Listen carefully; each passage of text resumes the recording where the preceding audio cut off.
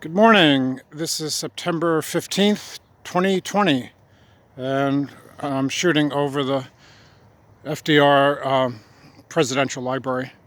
That's quite the sun in the morning. Red in the morning, sailors take warning. We're going to do a quick walkthrough of the Roosevelt Small Space Gardening exhibit. There's a wall of loofah, the loofah gourd, the bath sponge.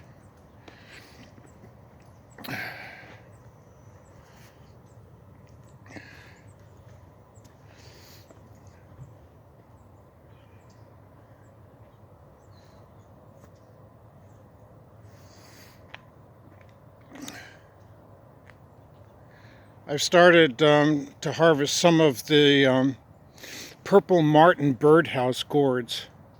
They're just getting a little too weighty for some of the trellises. So starting to harvest, do a close-up shot of those. Weighing them all in.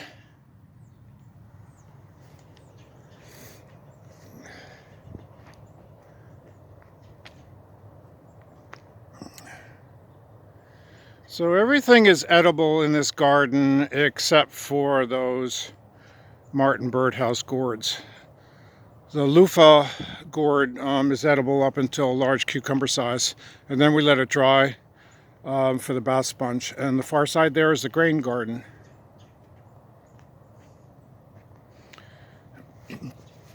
This is the feng shui wall, I call it. The shishito peppers, they're a medium hot pepper. And lots of sun gold cherry tomatoes for the kids to eat. This backside of the trellis here was scarlet runner beans.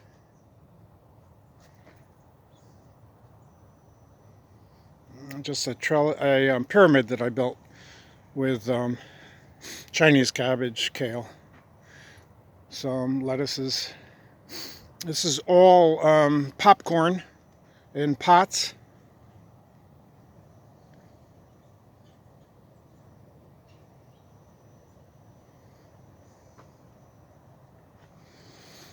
And then a demonstration of how folks can use plumbing supplies and netting to protect the crops. Not to necessarily have to keep critters out of your yard, but mostly to just protect the crops. Some season extension plastic for cold weather, and netting for keeping the animals out. And that's a wall. It's going to be for a Japanese climbing cucumber that I started just about 2 weeks ago or so. This is a plastic trough. I drilled holes 2 inches from the bottom, and there is a sight tube here, so you can see the 2-inch layer of water reservoir that has stones, and 2-inch layer of water reservoir.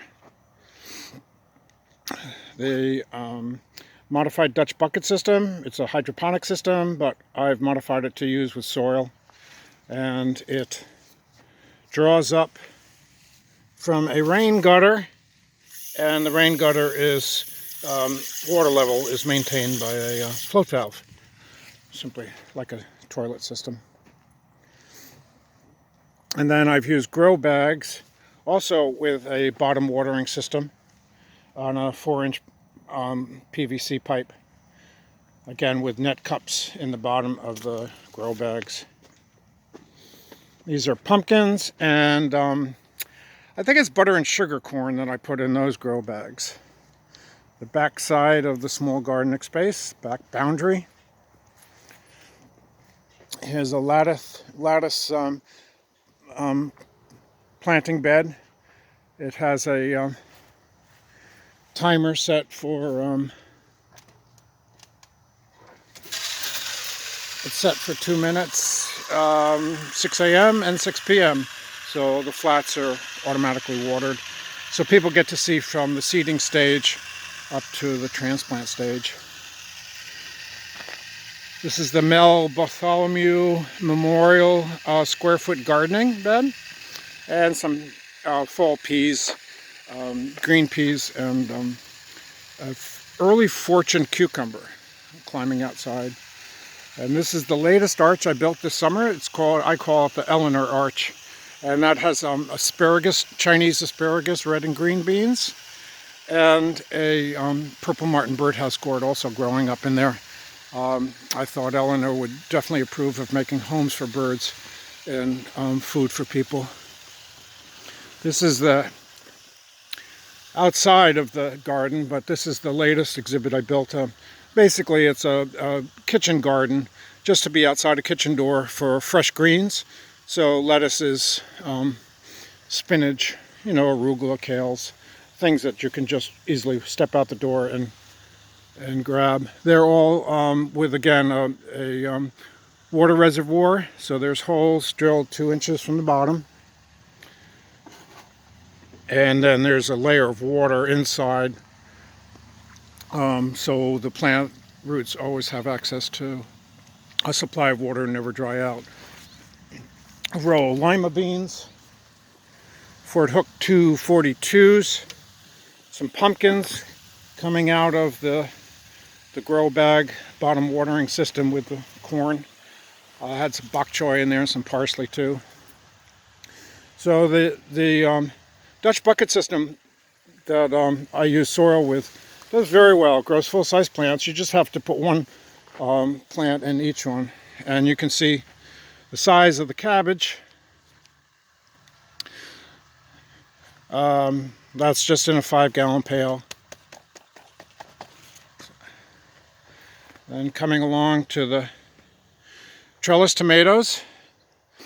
These are all these are heirloom tomatoes, but I culture them to 2 stems. I prune all the leaves off up to the developing fruit cluster. And then I pinch out all the suckers. I just save the first sucker that I like near the bottom, so that that becomes the second stem. So it's a 2-stem system. And once they get to the top, I just lower them and then move them either to the left or to the right. And the surveyor's tape on one is just 1 stem's growth this season. I put the surveyor's tape around just so it's easy for people to see just how long they get. And it's just so convenient to both maintain them. They get good air circulation so that there's not an issue with mold and mildew. This is the kids' veggie hut. It's just an umbrella frame. And then it's mostly filled out with the martin birdhouse gourd, but also has purple shell beans in it, yellow shell beans in it, sun gold cherry tomatoes. Here's a purple martin birdhouse that dried over the winter, and then I just cut a hole saw, a 2-inch hole saw in it. And many, many more indigo gourds growing this season. Again, this is the only non-edible crop. But a lot of kids come to visit. I want them picking from the walls and eating. We don't use any pesticides or herbicides other than safe organic practices.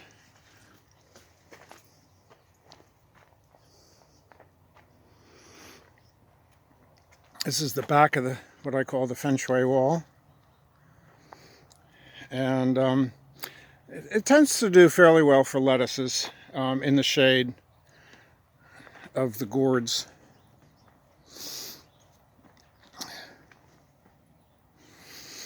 This is just a big cardboard box. I fill it with 2/3 of it's filled with wood chips, so folks know they don't have to get a dump truck load of topsoil when they're doing large containers. So 2/3 is wood chips. The earthworms love it, microbes love it. It's very good for water retention. And then I just top it off with compost and a potting mix. And there's eggplant in there, peppers, sweet corn, fall green peas coming on, nasturtiums, calendula. Kale is a red kale. More tomatoes. In back of that is a Three Sisters patch of squash beans. Again, these are scarlet runner beans, and lots of sun golds, and corn. There was also a popcorn planted in the Three Sisters. Rubber roll roofing, mat. Shelf life is about 35 years. In the fall, you just simply hit it with a little bit of a bleach solution, 10% bleach solution for mildew, mold, let it dry, roll it up. Next spring, roll it out. It's already pre-cut for the spacing for the crop to go in. So just lay a water line underneath it, roll the black mulch on top of it, the black rubber roll roofing on top, and it automatically waters, and the rubber mitigates on evaporation, cuts down the water loss. That's a 100-gallon grow bag, purple pool, Tabasco plant in there. We had an artichoke in there. There's lots growing in there, the beets and eggplant, peppers. I had some onions in there, lettuces, kale. And coming around to the back here is a wood box I built just to show some vertical culture.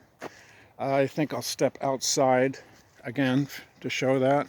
This is a demonstration of the two-stem tomato culture. So I just take a single plant, keep the first sucker, train it into the second stem, and then just tie everything to a leader. And then when it gets to the top, I just drop the leader down and coil the stem around the ground. The tomato stems are very, very strong. These are straw bales. I inoculate. They heat up for about 2 weeks to about 135 degrees. When they start cooling down to about 90, I set in transplants. It's not for seeding. It's basically to accommodate transplants that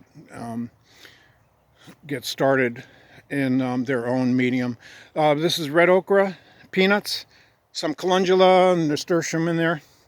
This is, getting back to the box, this is just a plywood planter box, and then I put in 5 wood baffles. So the soil goes all the way from the top down to the base, and that's in contact with the soil.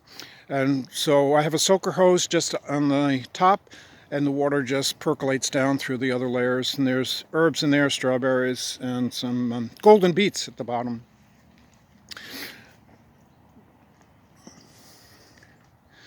This is the exhibit for the containers. So this is the container exhibit hall. I show people how they can use shopping bags, the ones that are netted, not solid plastic. They're only good for 1 season, whereas the grow bags will last, they say they last about 10 to 13 years outdoors, that they're UV stable. Here's more of the Martin birdhouse gourds. This is all on concrete reinforcing wire that I use for a trellis. It's nice, the 4-inch square allows you to easily pick through. And harvesting both sides. So I show people, here's a grow bag, rectangular grow bag. Grow bags come in all sizes. In fact, they're using large ones now in tree nurseries to grow full-size trees. That way they just come in with a forklift, pick up the tree, transport it, and there's absolutely no transplant shock from root damage. These are just cardboard boxes. I show people open up the flaps, go to the supermarket, buy some potting mix, get some seeds, plant it, and you have a garden. It gives it a defined space up off the ground, easy to weed, easy to water, and you can weed whack right up against it. So here's the first crop of carrots. The box is breaking down a little bit, and then this is a second box that we started July, August 3rd was that crop. And there's some more eggplants, peppers, tomatoes in 5-gallon plastic bales. Those again have holes drilled 2 inches from the bottom, and there's a 2-inch layer water reservoir in there with stones. And I had to beef up the container exhibit hall here with some EMT steel, just because it's getting a little weighty. These are all tomatillas that I put in a crib.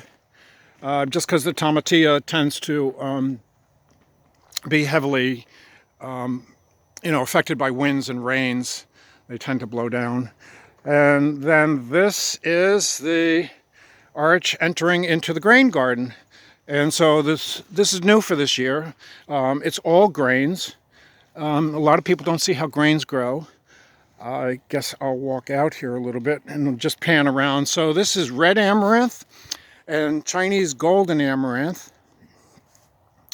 There's a trellis there that was for spring peas. I have some fall peas going in there, some kale. Sweet corn, butter and sugar sweet corn with an understory of Long Island cheese pumpkins. Get a close-up of the cheese pumpkin there. They're a really nice squash for plain eating for pumpkin pies. This is an African keyhole compost garden. It's called African because it's designed for drought areas so that all the compost, all the moisture from the compost goes directly to the roots of the plants versus leaching out into just a piece of soil. It's called a keyhole because you enter in through the keyhole. And it's designed pretty much for, sighting between someone's kitchen door and their car. So the kitchen scraps easily get taken care of each day. This is vermiculture, so the worms digest it all. You don't have to do anything to this pile. No stirring, no adding green matter, no adding brown matter, just putting in all the kitchen scraps. It's not meant for yard waste.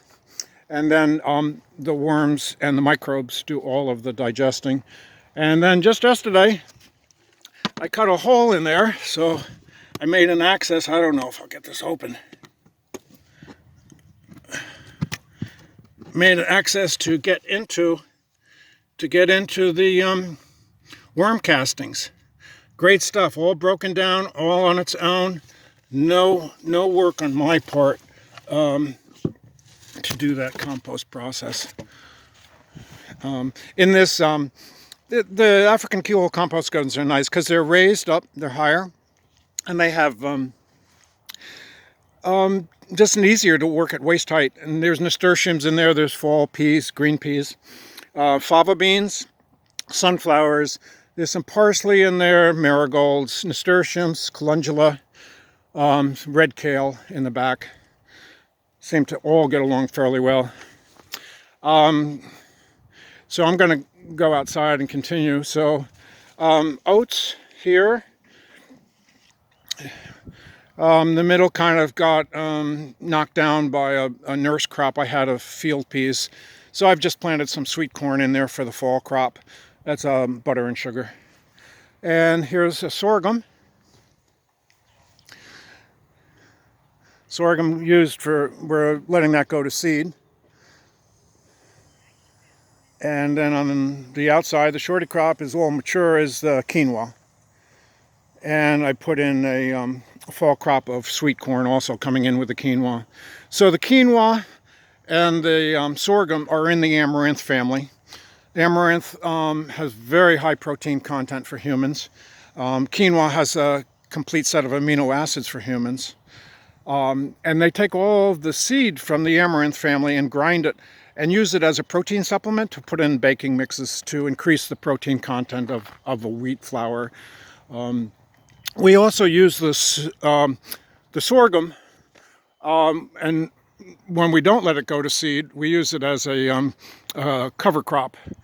And this season we leave a quarter of the vegetable plot fallow. So we planted this with Sudan grass. We mowed it 3 times and then we tilled it in. And now for the fall we have medium red clover planted. And just a pan. And I will do close-ups of all the different crops. So please ask for any specific details on any individual crop. And seize the day.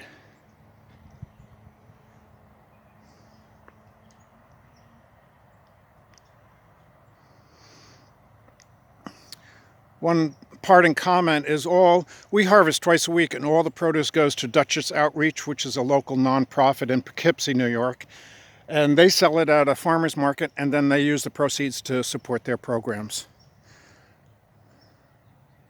Minewachoni.